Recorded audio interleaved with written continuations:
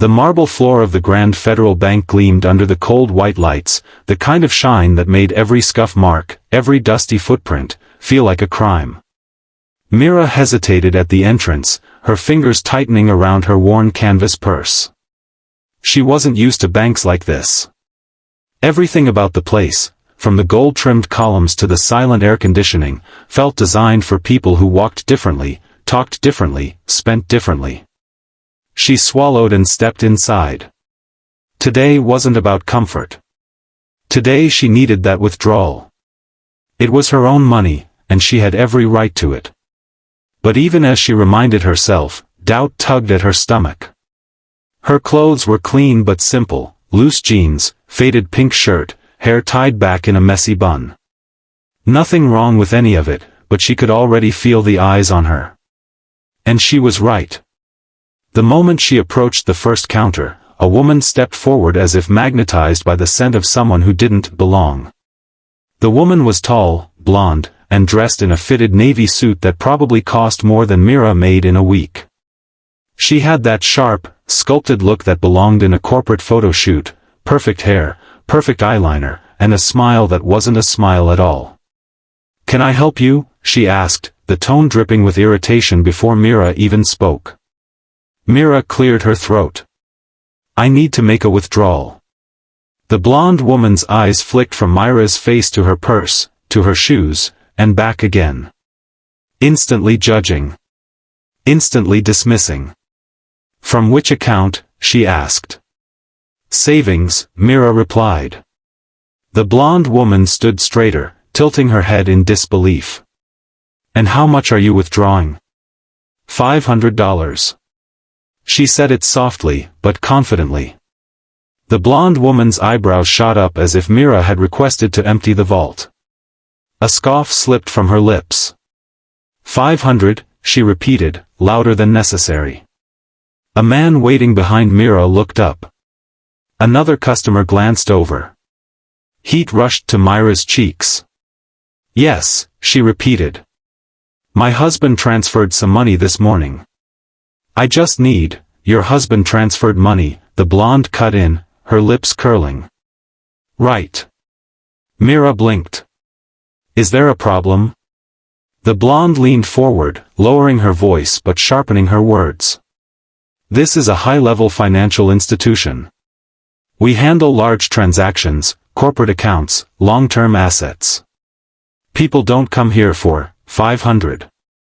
Mira stiffened. "It's still my money."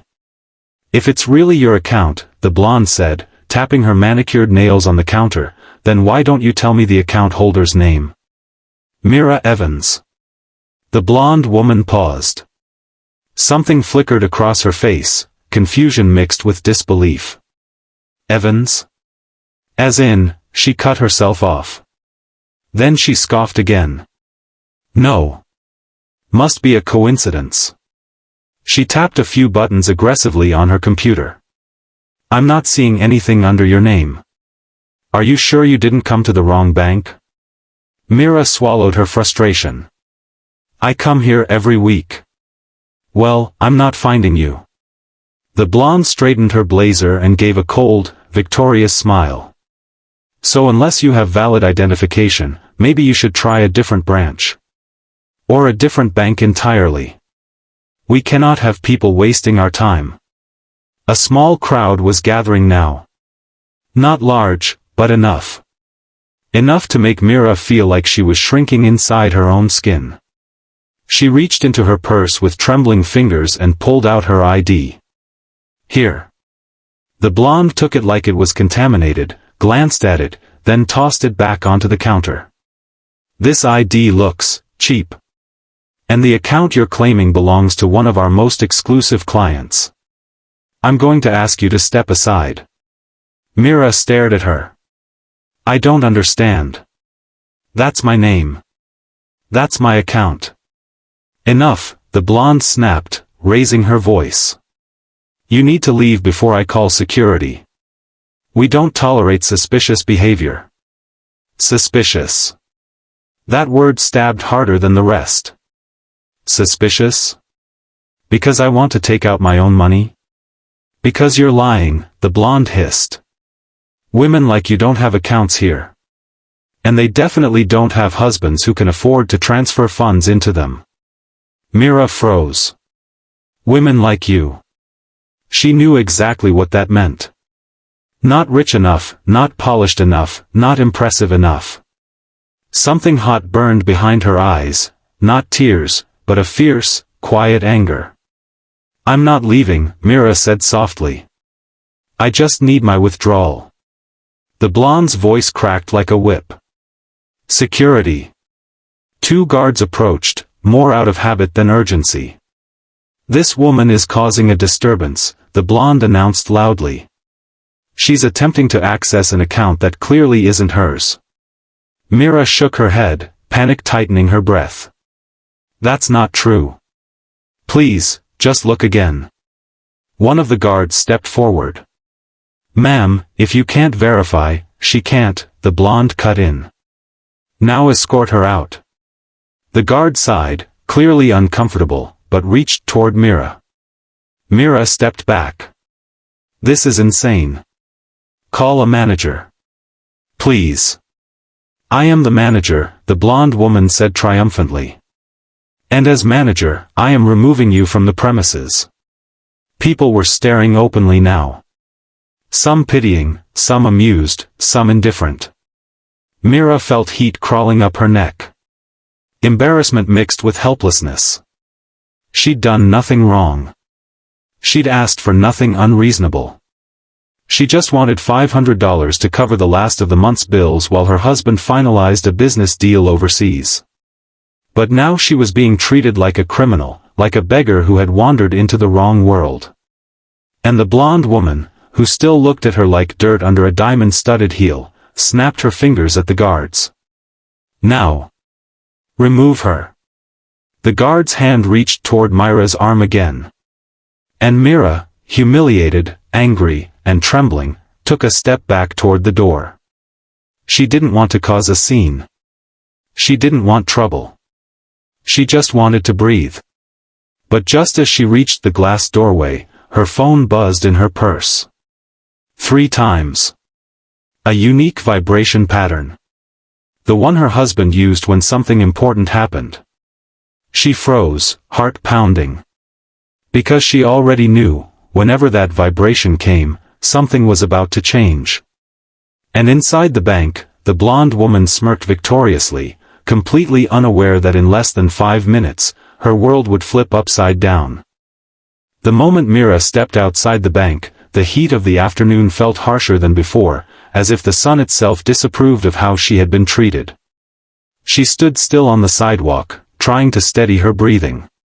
Cars rushed past, horns blared, people moved around her with purpose, but she felt frozen.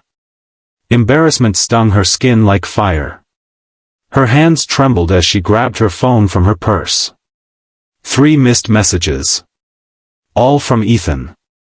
Her husband. The first message was a voice note, short and urgent. She tapped it with shaky fingers. Love, the transfer should have cleared by now. The bank manager will assist you personally. If she gives you any trouble, tell her to look at the executive authorization attached to your account. And, call me if anything feels off. The words tightened her throat. The bank manager. Assist personally. But the woman inside, she wasn't just unhelpful. She was hostile. She humiliated her. She accused her. She acted like Mira didn't even deserve to breathe the same air inside that building. Mira opened the second message. Also, baby, the board sent out a new client status update. You'll probably see it in your profile already. Just in case you withdraw anything today. Myra's brows knitted. New client status? She hadn't checked her phone since morning. She jumped to the last message. Actually, forget everything, I'm coming there right now. Her heart lurched. She glanced up and scanned the street. Ethan didn't like waiting when something involved her. He didn't like the idea of her dealing with stress alone, especially not when it came from strangers who didn't know who she was or what she meant to him. Mira hesitated. Part of her wanted to leave, to run home and pretend the whole thing never happened. She didn't want Ethan to get dragged into something ugly. The blonde woman inside was petty, arrogant, condescending, but she didn't deserve trouble. Then again, Mira hadn't deserved it either. She looked at her reflection in the bank's glass doors. Her cheeks were flushed, eyes a little glassy, but she still stood tall. She wiped her face and took a deep breath. She wasn't going to hide. She wasn't going to run. She would explain what happened, and Ethan could decide what to do. She tucked her phone away just as a sleek black Bentley rolled to a stop in front of the bank. The engine purred like a living thing. The tinted back door opened, and Ethan stepped out. Tall, sharply dressed in a tailored charcoal suit, his presence immediately commanded the space around him. A few pedestrians paused. Some recognized him instantly. His face was often in financial news segments, featured in interviews, printed on magazine covers. Ethan Evans, the quiet billionaire with a reputation for precision and power. But right now he didn't look like a boardroom diplomat or a media figure. He looked like a husband who sensed something was wrong.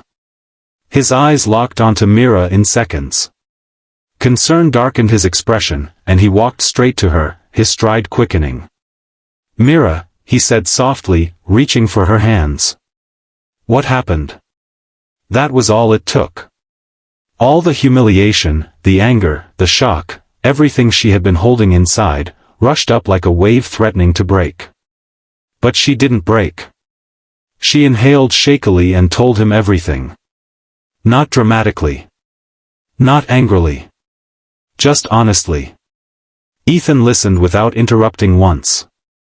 With every detail she described, the scoffing, the accusation, the mocking tone, the way she was thrown out, his jaw tightened. A stillness settled over him, the kind that only came before a storm. When she finished, he gently squeezed her hand. "Stay with me," he said quietly.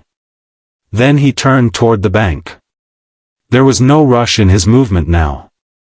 No hesitation. He walked like a man who owned every inch of the ground beneath him. Mira followed just a step behind, her heartbeat thundering in her chest. The guards inside saw them first. They straightened at once. The blonde manager, who had been standing proudly behind the counter, smugly recounting the incident to another employee, froze mid-sentence. Her lips parted. Her eyes widened. Recognition hit her like a slap. Ethan Evans. The same man whose face was framed on the bank's investor wall. The same man whose company owned controlling shares in the Grand Federal Bank. The same man whose account category was the highest tier the bank had ever created. And the same last name she had mocked when she sneered at Mira. She went pale. Ethan didn't slow down as he approached the counter. But his eyes were cold, sharp, and piercing, the kind of cold that made the blonde woman visibly tremble. "You," Ethan said, his voice calm but lethal. "Are you the manager who denied my wife access to her account?" The blonde swallowed hard. All her earlier arrogance vanished like dust in wind. Sir, I didn't realize." "No," Ethan cut in smoothly. "You realized exactly what you were doing." She shook her head desperately. She didn't look like what?" Ethan asked, stepping closer. "Like someone worthy of respect? Like someone with money? Like someone whose husband happens to own 23% of this institution?" Gasps spread through the room. Customers whispered. Employees froze. The blonde staggered back. "Sir, I apologize to her," Ethan said, pointing at Mira. The blonde turned, her hands shaking. I'm so sorry, ma'am. I didn't mean to." "You meant every word," Mira said quietly. "You judged me the moment I walked in." Ethan stepped between them. "You tried to humiliate my wife," he said. "You called security on her. You denied her access to her own account. And you dared to suggest she didn't belong here. The blonde opened her mouth but no sound came out. Ethan lifted a small black card from his pocket and placed it on the counter. This is the executive authorization linked to her account, he said. Had you bothered to look, you would have seen she has full access to every financial service offered here, including priority management. The blonde shook, tears forming. Please. I can fix this. I can, you're done, Ethan said quietly. Effective immediately. The entire lobby fell silent. A manager being fired publicly was unheard of. But nobody questioned it, not when the order came from him. The blonde manager's knees wobbled. She had no defense. No justification. She had humiliated the wrong woman. Security, Ethan said calmly. Escort former manager Ms. Collins off the premises. The guards hesitated, almost sympathetic, but they followed the command. As she was led away, Ms. Collins didn't dare look at Mira. She only stared at the floor, stunned, defeated, and pale. When the door closed behind her, Ethan turned back to Mira. His expression softened instantly. You deserve better than that, he murmured. Always. Mira felt warmth bloom in her chest. The pain of the humiliation still lingered, but now it was overshadowed by something far stronger, being seen, being defended, being valued. Ethan tucked a strand of hair behind her ear. Now, he said gently, let's get your $500. But the moment he said it, a new employee rushed forward, trembling with respect. Sir, ma'am, your account update just finalized. You won't need to withdraw $500. The monthly dividend just hit. Your balance increased by $8 million. The entire bank fell silent again. Mira blinked, stunned. Ethan smiled softly at her. And that, he whispered, is why you will never let anyone make you feel small again.